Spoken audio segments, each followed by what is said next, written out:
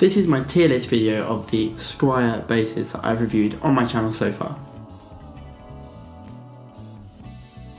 Hey guys, I'm Tyler, thank you for tuning back into this channel. This is the first of these kind of videos that I've ever done, but I am sadly having to self-isolate here in this alternative space, which is my other home studio space.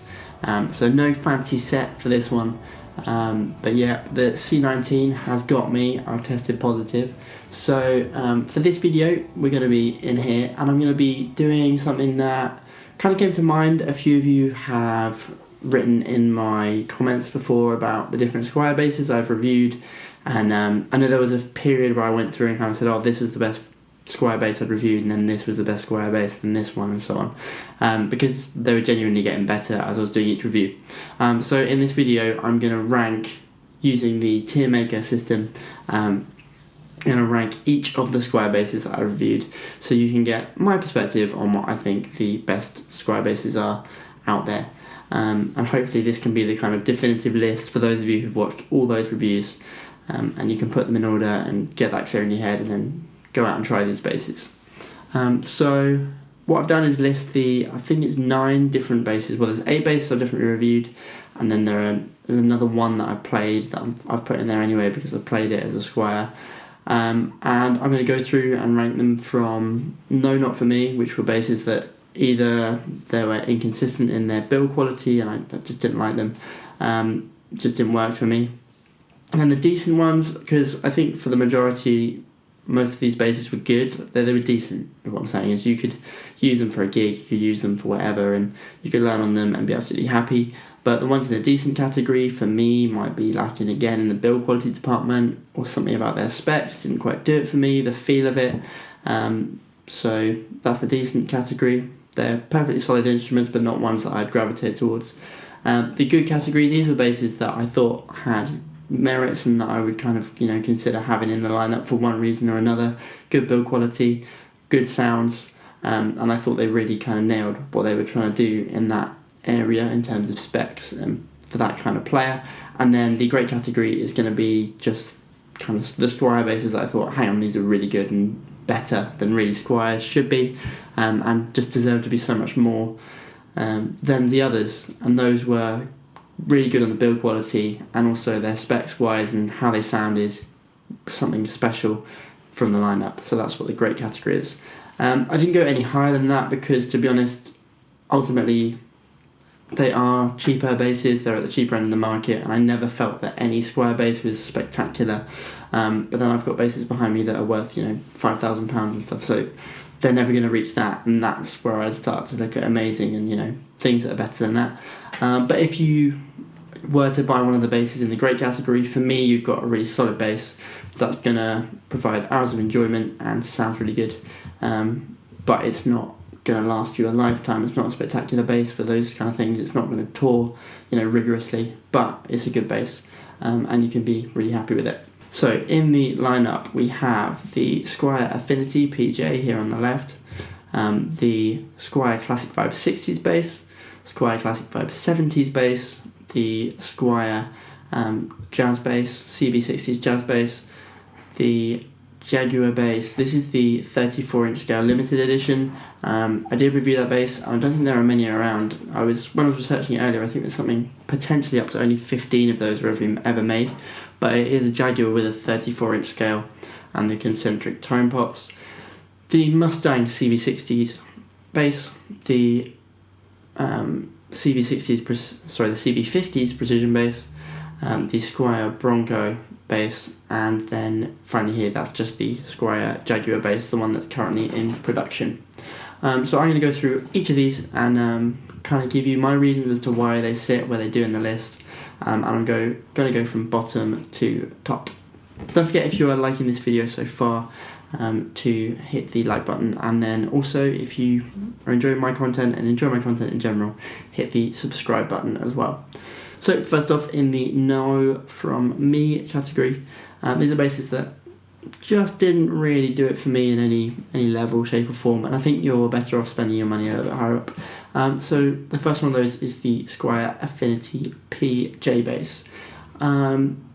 For me, I feel like you're spending £220 on it, you may as well spend the extra £100 and get something with a few more just better features. So the hardware on this bass, this isn't one that I've reviewed on the channel, but I have played them, and I kind of played it briefly and just thought it wasn't really worth reviewing that much. They're kind of fine if you want to start learning and whatever, but the hardware for me was just a little bit on the cheaper side. The neck's unfinished, which I think is just going to wear horribly over time, and it just didn't really do it for me. Sonically it was okay, but nothing special at all. Got the PJ setup, which I do enjoy, but for me the Squier Affinity is just kind of a bass that I give it a miss, because you can get so much more if you spend just that little bit extra on one of these other basses. So first into the decent category for me is the CV70s P bass.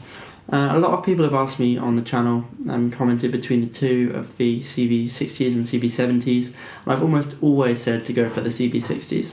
The CV70s we had and I played was decent.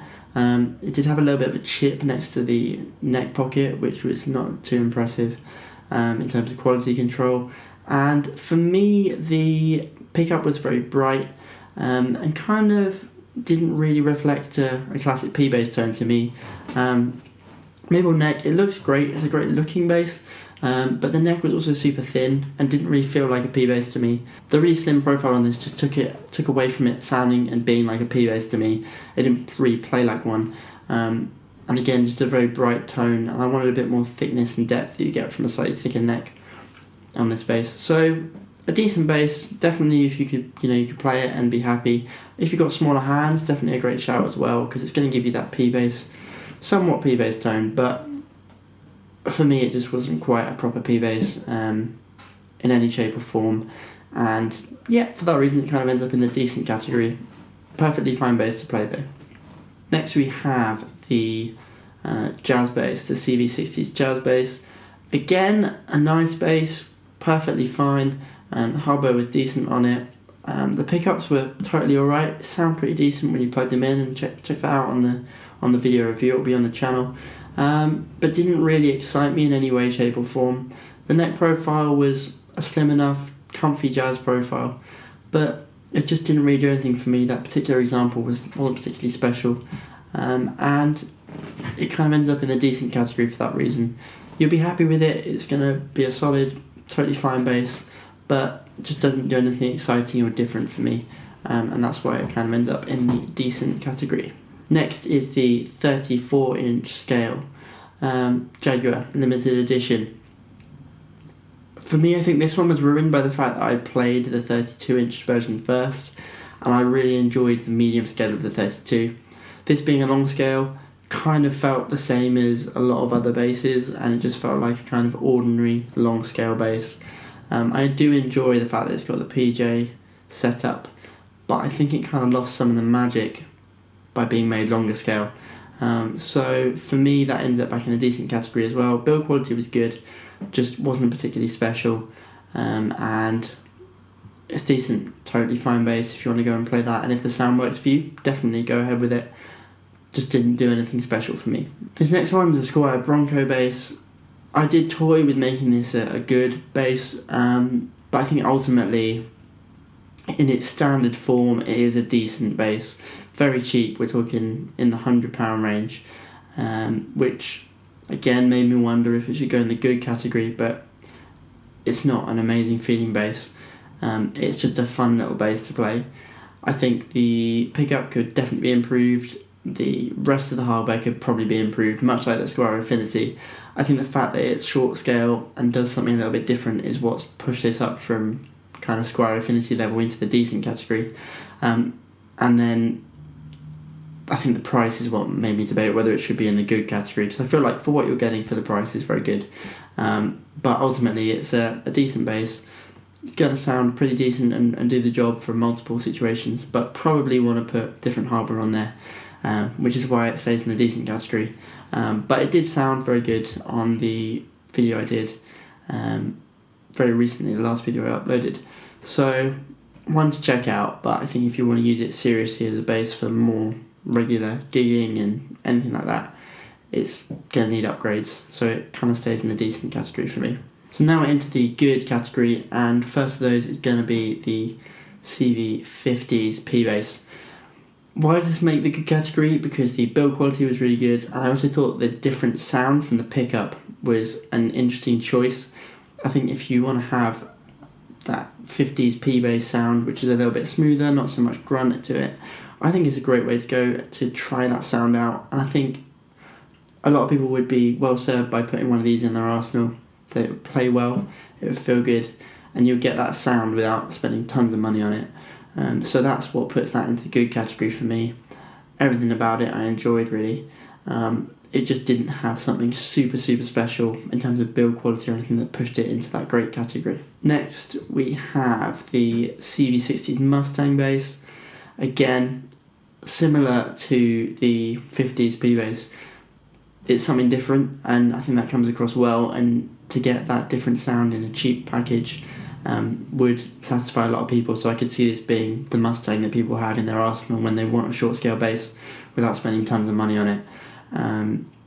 It's got that Mustang type sound. With all of these you're going to benefit by upgrading the pickup, but in general the hardware was good. I always think with Squiers the tuners could be improved. I think that was the same on the Mustang, but a good bass, good price, and I think a lot of people would be very happy with this bass. It just wasn't exceptional. So now we're into the great category, and for the great category there are two basses left, as you can see. The first of these is the Jaguar bass. So this is the Jaguar bass that's still currently in production, and I really enjoyed this bass. I love the medium scale feel. That was the thing that did it for me. It's something you can't get elsewhere in the Fender lineup. You can't get, a Mexican Jaguar with a medium scale. And that's what I loved about this and why it's made the great category. The combination of specs of the concentric tone pots with the PJ pickup and the jazz pickup at the back, it's just something special for me, something that you can't get elsewhere, and I love the tone of it. It was a little bit fatter, a little bit warmer, and with those concentric tone pots it does kind of double roll the tone off. There's a much higher load on the circuit, but that made it sound different, and that's why this bass made it to the great category. It's something different. The neck profile is very slim, really accessible for a large number of players, and I just think if you were to go for any bass out of the Squier range that could cover everything you'd want as a learner, I think this is the bass. It's got that smaller profile, it's got a slightly shorter scale, but not so much so that you're learning on a short scale and then going up to a 34. That medium scale is going to kind of put you in good stead to, if you want to upgrade to a 34 or something a little bit bigger down the line. But also the PJ pickup configuration, you've got all the classic bass tones you need there, and just the whole package. I think it's very playable. I think it looks cool. It's something different, and it sounds different as well with those tone controls. So for me, that's a bass that I kind of wish they made in a better version with graphite truss rods or something like that, something from the proper Fender range. But that Jaguar bass is going to set you in good stead, and I think it's the Squier bass that can do it all out of these. And then finally we have the CV60s P-Bass. Lots of people asking about this in the comments and things. I think this was the best built Squier that I tried out of all of these that you see in front of you. The build quality was right up there. Even I remember things right down to the way that the knobs had a really even travel and they didn't move across a lot of knobs they kind of put on slightly wonky, and they do that as you turn them. And I remember this being completely flat. Everything about it, the neck pocket was perfect, the way the pick guard was routed, just the whole lot, everything about this bass was perfect. I also really enjoyed the neck profile on this. It's a bigger, chunkier P-Bass profile. It's what you'd expect from a P-Bass, and those 60s type profiles are always great. That's why they're using the 63 on the American Professional Series right now. I just love those kind of 60s necks. They're thick enough to feel like a P-Bass and make you kind of want to play less, but at the same time they're comfortable. They're not like the massive U-shape profiles or anything like that. They're right down the middle, but just on that slightly thicker side with that P-Bass feel. And in terms of the tones, it's kind of classic Motown stuff. If you put flat rounds on that bass, it's going to be that classic P-Bass tone. Even with the round rounds, you get that classic P-Bass rosewood type board sound. Obviously it's got an Indian laurel board, but it's getting you in that ballpark. And I think for a lot of people that bass is going to be the P bass sound, and also in many other ways just the bass sound. The bass sound that they've heard on hundreds of records, that P bass through an Ampeg. And if you got that as your first bass to learn on, I think you'd be very happy, and you're going to turn up to anything and sound like you've got a bass that can do the business. Again, it's great because there are always improvements with these Squier basses. They could be better hardware and things like that, but for me that's a classic P bass tone that could rival many others. So for that reason, that also makes it into the great category. So that is my tier list of the Squier basses that I've reviewed. Let me know what your thoughts are in the comments below, whether you agree with this list. If you play one of these basses, do you think that that's what you think of these basses, or do you think it should be in a better category? Let me know in the comments below. Also, you can follow me here on Twitter. That's my Twitter handle right there, so don't forget to go and click on that. And also at Instagram, so at Tyler Spicy Music, that will be below me right now. Don't forget to hit the like button and subscribe to this video if you enjoyed this content. And if you like this kind of video, like the tier list thing, and want to see more, let me know that in the comments too, and I'll try and do some more of these. But other than that, that is my definitive list of the Squier basses that I've played and how I would rank them. For me, if you want to check out Squier basses, I'd try out the Jaguar bass, the medium scale one, and the CB60s as kind of the pinnacle of them. But that's just my opinion. Let me know yours in the comments below, and I will see you in the next video.